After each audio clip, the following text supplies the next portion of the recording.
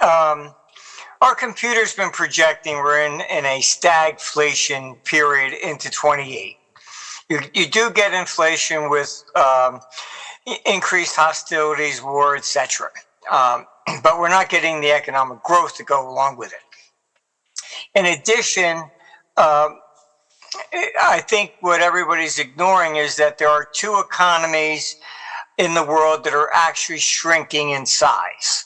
That is Japan and Germany. I think largely that's, I just had somebody there in meetings at the EU, and they confirmed that Germany is the one that's really pushing very heavily for war. And they need a distraction from their economic decline. The same way as Macron in Canada was running against Trump and ignoring all the domestic issues. So that's what they do. They always pick something, an external force. It's them, it's not me. Yeah, what about you, Alex? How do you see it? Well, I have to say I largely agree with everything that Martin said. I've been kind of predicting myself for a couple of years now that the Western world goes into a crisis of stagflation, and that a number of countries, let's say maybe most of them with the exception of the US, will experience an accelerating period of inflation, which might even rise up to hyperinflationary levels. So I think that we are on our way to that outcome. The problem is, how do you predict it? When does it start? We already had one leg of inflation, 2021, 2022. Inflations go in cycles. You know, it goes up, then it falls off for a few years, then it does another. Usually it's 3 cycles and spans 10 to 15 years. We've seen one cycle, and I think we go into the next one. It'll be particularly painful for Britain, Japan, and the EU. Yeah, Martin, your economic confidence model has predicted major turning points with accuracy. What's the next major pivot point you see, and how do you expect governments or central banks to mishandle it?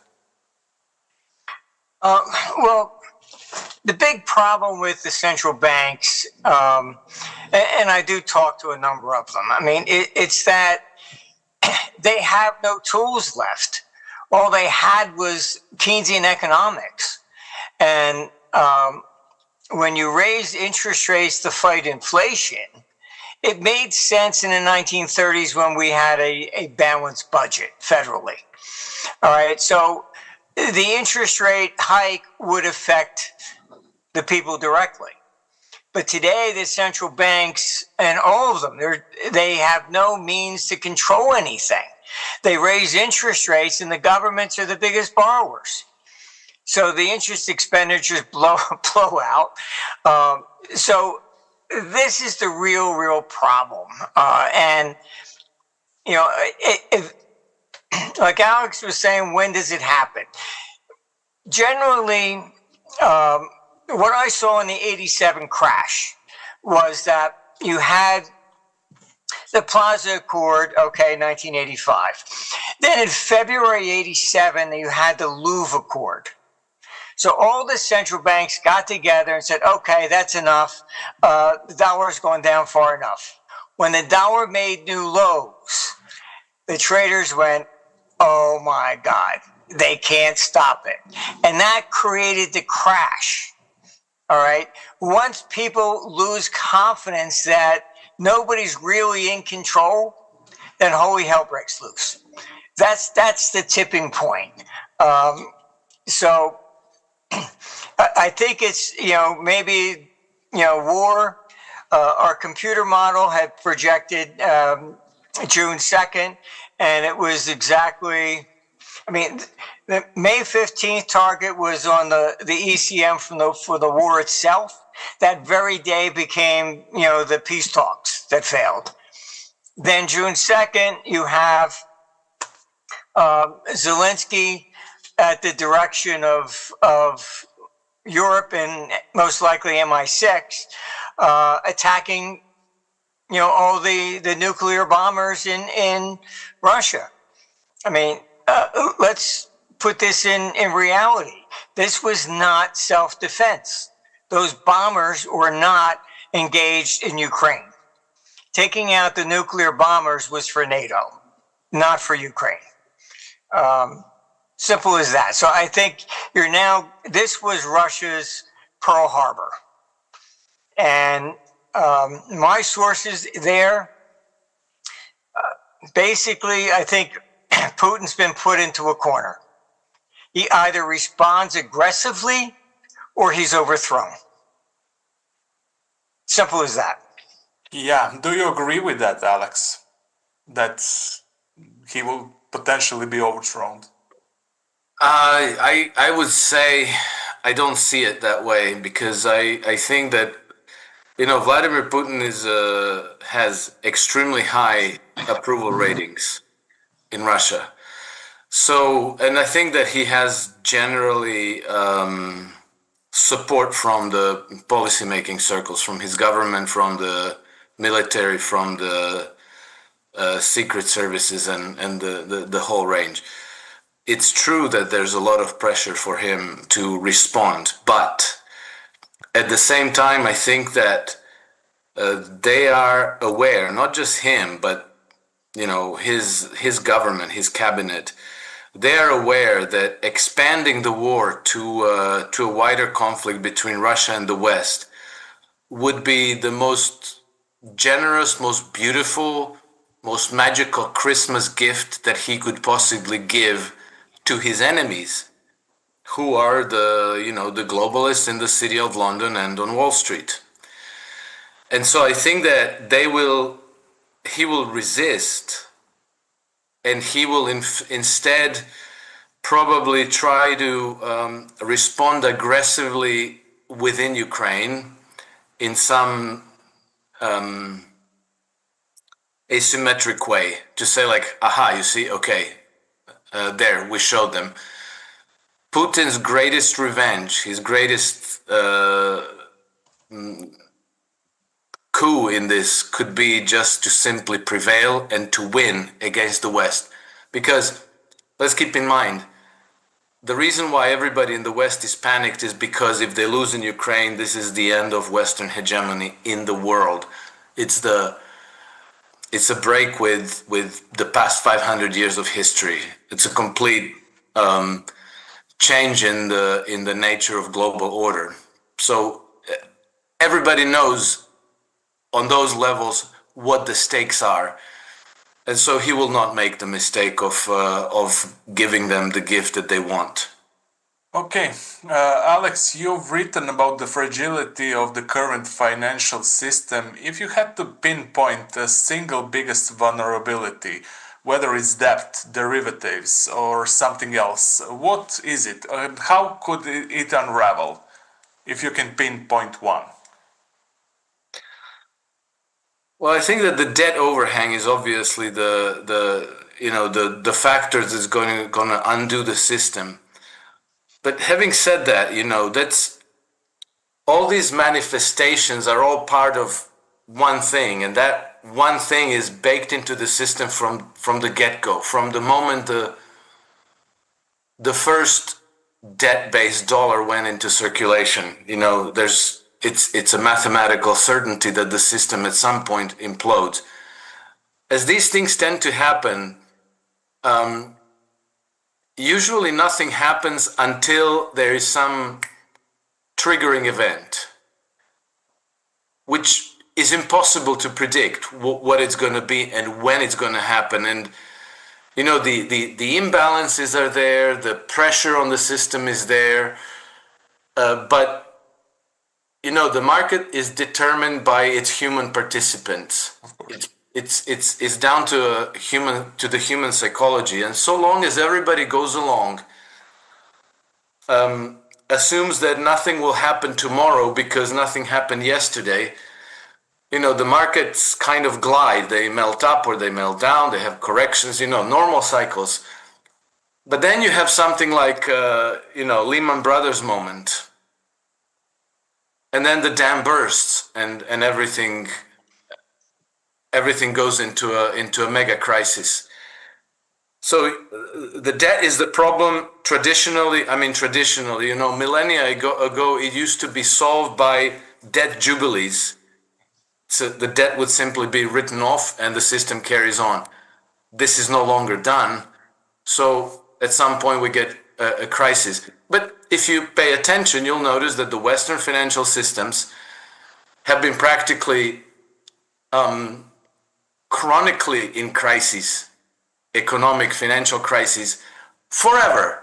There's like a bull cycle when, the credit cycle takes off because of this or that reason, and then everybody's prosperous one cycle, and then it goes into a crisis, and then it spends more time in a crisis than not in a crisis.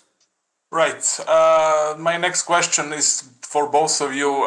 Central banks are pushing digital currencies and tightening monetary policy. Is this a coordinated effort to consolidate power, or they are just reacting to chaos? What's the end game here? Maybe Sasha, Alex, you can continue, then we will go to Martin. Well, I don't know. I was always under the impression that they were doing to consolidate our freedoms and democracy. The implication of your question is disturbing. No, but joking aside, yes, it's an attempt to close down the hatches on the digital ghetto.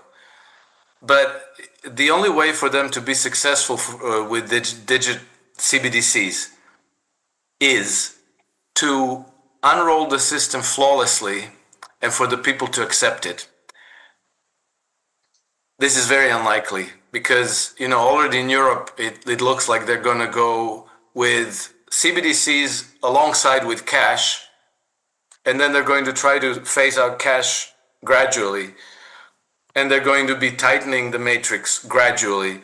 Well, people will reject it. When people reject the currency, they go to the black markets. We are already on the verge of civil wars in Europe. So I think that maybe what CBDC is going to do is actually going to catalyze the decline and the crisis and the resulting chaos, as it did in Nigeria on their pilot project in 2021. But there's no predicting. We'll have to find out when it happens. Yeah, of course. Martin, same question. Is this a consolidation of power? They are just reacting to chaos, and what's the end game? Yes. I mean, look, you just had Spain limit the amount of cash you can even take out of an account. It's a war on cash. All right. And if you just look at every one of these wars, I mean, World War I, they shut down all the stock markets. All right. So the CBDCs, they are trying to push in Europe, mainly as a capital control. Typically, what you'll see is some sort of event that they may even create to justify, we now have to eliminate the cash for terrorists or this or that, whatever concoction they come up with. But their main objective is when war starts, look, I think that they will. I agree with Alex that Putin is the smartest man in the room, and I don't see him taking the bait and attacking NATO. What I mean by him getting more aggressive would be against Ukraine. Mm-hmm. What I am concerned about is that there are, neocons behind him as well. And the criticism that they put out behind the curtain is that he should have went into Ukraine like we did into Iraq and it would have been all over with in 6 weeks. And that the fact that he only tried to protect the Donbass has allowed this thing to escalate endlessly. And my computer's warning about basically November. So, and you had Zelensky try to assassinate him. I can't believe they're that stupid. But they sell it as like, oh, you eliminate Putin, you eliminate the war. No, you eliminate Putin and you're going to get a real war. He's at least he's probably the most intelligent leader on the game board at this stage. But the CBDCs are definitely for capital controls. And we had a lot of institutions, and I told them get their gold out of Europe, because once that first bullet does go, you're not getting anything out. Just that's what they do in history, period. The Germans were using antique coins and stamps and whatever to get, because you couldn't get money out. So that's why a lot of the European collectibles ended up in the United States, during World War II. So that's what you're basically looking at. But I would say the CBDCs are definitely coming for capital control. Mm-hmm. Okay. Alex, as we agreed, there is a growing talk of a multipolar world order with BRICS challenging Western dominance. In this genuine shift, or is this a genuine shift, or is it the distraction from a deeper, more centralized power structure? Who is really pulling the strings here? No, the BRICS is a real alternative to the ruling establishment in the Western world, which is basically on the axis of London, Paris, Wall Street, basically. The BRICS are trying to engineer a new architecture, a new system of trade, new currency of trade settlement, new way for countries to interact with one another. It shouldn't be too terribly difficult, and it shouldn't be too terribly controversial, because the system that we have had in the West for the last several centuries emanates from a very, very narrow set of vested interests, which is basically the banking cartel. And this system of vested interest has basically contaminated all social relationships in society in general. It's the poison that affects absolutely everything. And so we've seen a rise of colonialism, imperialism. We've depopulated massive parts of the world, some of them 90%, some of them 100%. It's a system that doesn't make a lot of sense. It's keeping us permanently at war, permanently in crises. It doesn't have to be that way. Humanity is a massively productive species, let's call it that way. We should be living very, very comfortable, very abundant lives. The fact that most people struggle, that they can't make ends meet, is just an absurdity. So I think that there's a growing awareness that this system needs to be transcended. And so you see the process of decolonization gaining momentum. And for the first time in 500 years, there's alternative. Because up until now, the primacy of the West was practically unchallenged. So the change is real. Yeah. Martin, you have been vocal about the decline of Western dominance, and you mentioned over here as well. What's the most dangerous consequence of this shift that people aren't talking about? Well, what our computer does show is that China will emerge as the financial capital of the world after 2032. I mean, you have to understand that this whole process was set in motion by what we call the neocons. And back when Russia went into Crimea, Obama went to SWIFT and told them he wanted them to remove, and they refused. They said, you're not going to turn this into a weapon. So they replaced the head of SWIFT in 2019. And then you have Blinken, who's a notorious neocon, and neocons took over the Biden administration. And then they told SWIFT to take Russia out. And then the audacity to threaten China, if you help Russia, will do the same to you. It's dividing the world economy. I mean, look, I've had dinner with some of these people, and what I have to say is they're not that intelligent. Okay, they only look at their own little world, geopolitics. They don't understand the world economy and how, you want to wage war against Russia, you have to sell debt. If you threaten everybody, they're not going to buy your debt. How are you going to wage the war? I mean, they don't make these connections. And, they have basically undermined the Western economy, period. And the financial capital of the world will move to China. As simple as that.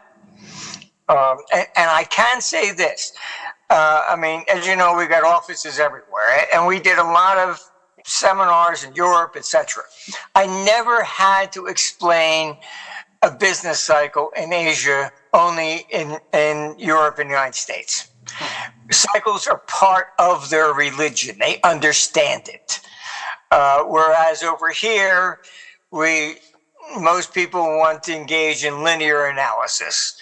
Oh, gee, the temperature went up 1 degree this year, so it's going to do that forever for the next, 1,000 years, we'll all be dead.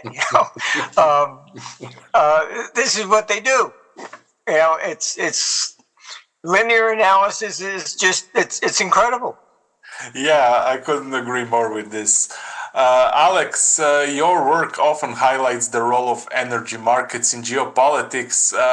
With energy crisis looming, which nations or blocs stand to gain the most, and which are mostly likely to collapse under the pressure? That's an interesting question, because I could easily say, obviously Russia and the Middle East, once they've shaken the colonial hegemony from there, but it could work out well for the United States as well, because my understanding is Trump is dead serious about absorbing Canada into the American system. And, the United States is a resource-rich nation. Canada is a resource-rich nation, particularly the western part, Alberta and Saskatchewan and British Columbia, I guess. And so if that all lines up, and they're working on it, the United States could find itself in an advantageous position as well. So I think that Russia, Middle East, and the United States are in good position. But then, we're also getting these revolutionary changes in energy producing and storing technologies, where China is now a quantum leap ahead of everybody else.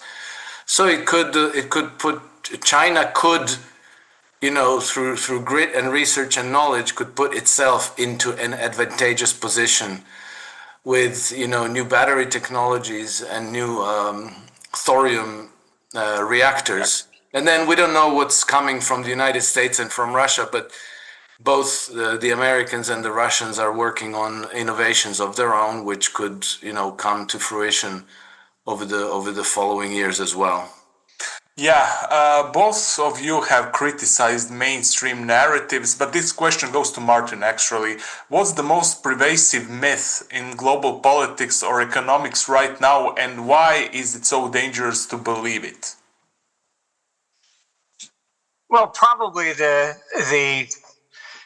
number one myth that affects all the central banks is Keynesian economics. Um, and Keynesian economics is kind of like the the Bud Light beer version of Marxism. That's all. The government still should be in control, manipulate us, etc. I mean, where Marxism, they just grab everything. Under Keynesianism, we do it gradually. But basically, they're both interventionists, and I think that's what has to collapse. Um, you know, China understands this, and I mean, even in '97 when it was the Asian currency crisis, and I was actually asked to come to China by the central bank.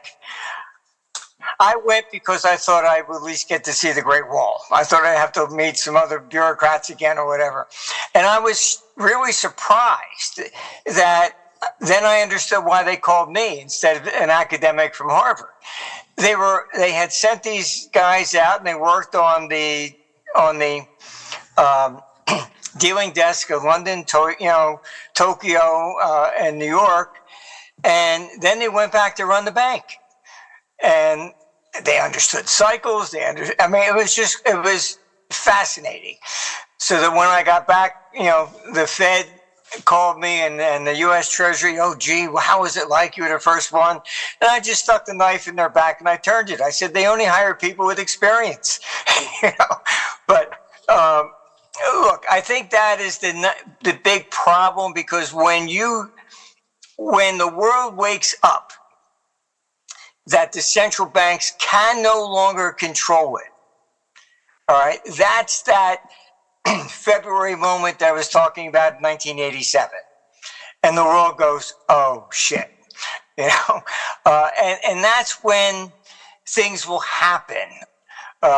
When you no longer trust the government, you don't believe them, and then things change. Yeah. Martin, your Socrates platform uses AI to predict market trends. How close are we to the government's corporations using similar tools to manipulate markets or populations at an unprecedented scale? I don't think they can manipulate markets. You can basically, increase the volatility. Yes. You cannot change a bull market into a bear market. And, I've been watching this for like over 50 years. It's just impossible. And, when Aristotle Onassis died, I had his, I was to liquidate his part of his estate. He had the biggest holding of platinum in the world. And it took me 6 months to get permission from the CFTC to even trade at that level. And when I picked up the phone, everybody in the industry knew what I had. I mean, somebody in the CFTC just, hey, you want to know what's coming?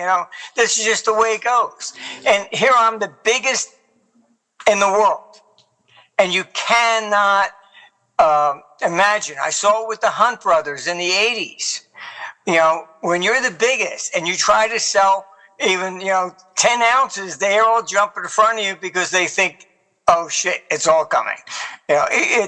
So I don't see this manipulation that people talk about. Oh, all these people outnumber this. It just doesn't happen that way. It's when I got called into the '87 Brady Commission. They had some professor there from Harvard or whatever it was, and I said, basically he said that we're going to investigate to find out who shorted this market to push it down. And I just said, you realize that every investigation since 1907 has started with those words and nobody's ever been found. And I said, don't you understand what makes markets go down? And I teach finance at, I said, very nice. I have over $3 trillion, 50% of the equivalent of U.S. national debt under contract. I think I know how money moves. All right. And I explained that, look, the vast majority are long.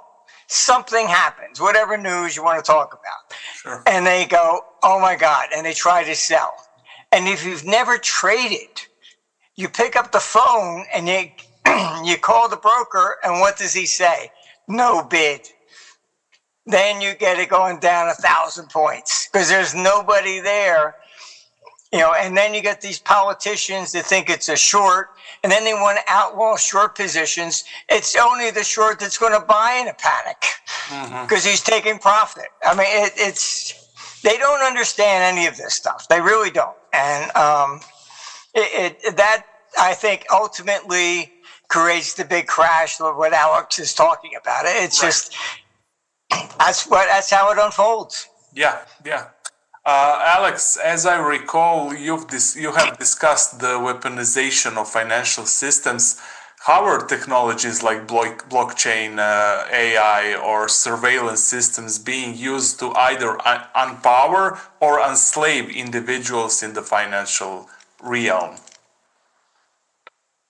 Well, I think that the blockchain technology should help empower and emancipate people at the individual level. It should basically extend our scope of trading and entrepreneurship. Rather than having a shop on the street and serving the community of people that walks by there every day, you can now ship your stuff everywhere around the world. This should be the promise of the blockchain technologies, but it can be achieved even with the well-engineered digital currencies. But obviously, the objectives pursued by the banking authorities in the world today, because they are the hereditary banking oligarchies who are openly looking at us as hackable animals to be controlled, to be disciplined, put to work, and then eliminated when we've outlived our usefulness. They will try to use that technology for control. They're not the first generation who had this idea. Maybe they have slightly better technologies today, but let's not forget that communist regimes of the past had very, very high degree of control over their population. It just isn't meant to be. Human being is not a termite. It's not an ant, a worker bee. Human being inherently wants freedom, and that never dies, which is why they're fantasizing now about chipping us and implanting chips in our brains and all these things. I don't think it's going to work, so they're just going to fail again. Unfortunately, it's going to be difficult for everybody. And then I think that the solutions are going to come from the East.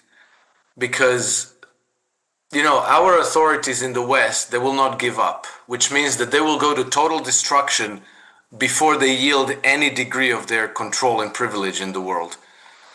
So when everything breaks apart, we're just going to adopt Chinese and Russian and who knows from where else solutions. And probably that's going to be better than what we have today. Yeah. Question for you both. If you were to warn the average person about one economic or geopolitical event to prepare for the next 2 or 5 years, what would it be, and what practical steps should they take now, today? I can go since Yeah. I do happen to have an opinion about this. Well, you have to get used to the idea that your money is going to become worthless. So whatever you think you have in savings is going to evaporate. To prepare, you want to own a little bit of gold, a little bit of silver, at least, because these crises come and go. So you have to count on a period of time in which it's going to be very rough. So have enough gold and silver to cover maybe 6 months to a year of your expenses. Have food reserve. And most importantly, of all other things, make sure you know your neighbors. Make sure you know who knows how to fix cars, who knows how to fix computers, who knows how to fix teeth, roofs, who has chickens and eggs, and who grows vegetables and so forth. Because by far the most important degree of resilience through crisis you get from your local community. That's your safety net. That's your support network. That's basically that. And don't imagine, okay, stocks, real estate, not a good hedge against inflation. Good points. Martin, same question for you. Average person, one economic or geopolitical event to prepare for the next 2 to 5 years, and what practical steps should they take? Well, I mean, this whole issue of war is simply that they are losing power and they know it. Okay, so, and I just went over this with Congress just actually yesterday. They always need an external enemy. So Europe is picking on Putin. When you look at the Canadian election, Carney was running against Trump, not domestic issues. So this is really what you need to understand. And I agree with Alex that the governments are not going to relinquish power voluntarily. They're just not. And so the only thing you have to be mindful of is that you can have gold and silver. You're not going to be able to travel with it. There was just a woman from Canada trying to get into San Francisco, and she had $60,000 worth of gold, and they confiscated it. So just be mindful. What is it you're actually trying to do? If you want to leave the area, then I would suggest getting assets out ahead of time. And look, 100 years ago, you could hop on a plane with gold. You can't do that today. They're going, oh, really? What do you got? Italy, if it looks like you have too much gold jewelry on, they take it off and they weigh it. So just be mindful of that. I mean, a lot of people are moving to, South America, Uruguay, things of that nature, particularly if they have younger kids that would be, draftable. I had one good source that attended the Vienna Peace Conference a couple months ago and called me and he said, this is no longer a peace conference. All they're talking about is war and instituting drafts. That's what's coming. If they don't do this, all right, you're going to have this, like we've been talking about, and Alex has been talking about, the debt bubble bursts when you cannot sell the new debt to buy, to pay off the old. That's when it comes, all right? And they know that. All right, so what you're worried about here is that this is why they need war. They're just not going to relinquish that power. I've provided a solution that the videos on YouTube. how to get out of this, but they won't do that, because it requires them giving up some power. And I agree with Alex. They're just going to go to the very end game. And unfortunately, that's what this war stuff is all about. Yeah, gents, let's wrap it up with this. I want to thank you for coming to my show. It was a great chat. I didn't expect anything less. Then thank you very much for joining me. And just final note, Martin, how can people reach out to you and see your work? Same question for Alex. Martin, you start. Go to armstrongeconomics.com. It's an open site. You don't have to put in any emails or anything like that. We try to keep it open source for everybody in the world. Excellent. Alex, how can people reach out to you? I have two publications on Substack. One is for investors and traders called iSystem Trend Following. And I have a personal Substack called Alex Craner Substack. And I'm also active on X. My handle is @NakedHedgy. Gents, thank you very much. Thank you. Take care.